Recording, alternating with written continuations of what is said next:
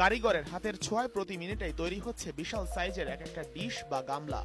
ঢাকার জিঞ্জিরার এক একজন কারিগর যেন অসামান্য দক্ষতা নিয়ে জন্মেছেন। এর একটা বানাইতে 1 মিনিট সময় লাগে, 1 মিনিটও বেশি লাগে না। আগে থেকে কেটে রাখা চাক দিয়ে সঠিক মাপে ধরতে হবে মেশিনের সাথে। হাতের মাপ কম বেশি হয়ে গেলেই গামলাটা হয়ে যাবে বাতিল। কিন্তু এক একজন কারিগর দিনে এমন শত শত ডিশ বা গামলা তৈরি করতে গিয়ে করছেন না এক ফোঁটাও ভুল। আমি এগুলো সারাদিনে 2 থেকে 300 পিস মাল বানাই। নেই কোনো প্রাতিষ্ঠানিক শিক্ষা, তবু কতটা সুনিপুণ দক্ষতায় একটা কাটা স্টিলের চাকতিকে 1 মিনিটেরও কম সময়ে রূপ দিচ্ছেন একটি বড় আকৃতির গামলায়। এদের দক্ষতা দেখলে মনে প্রশ্ন জাগবে, এরা কি বিদেশ থেকে কোনো প্রশিক্ষণ নিয়ে এসেছে?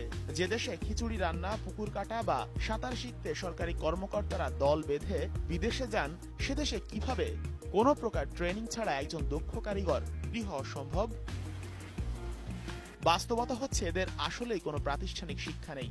তবুও এক একজন কারিগর প্রতিদিন শত শত পাত্র তৈরি করছেন, যার কোনোটাতেই এক ফোঁটাও খুঁত খুঁজে পাবেন না আপনি।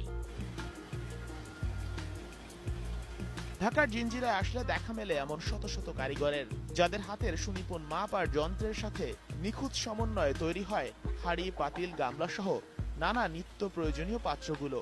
কিন্তু আজ পর্যন্ত আমরা তাদের দিতে পারিনি কোনো স্বীকৃতি।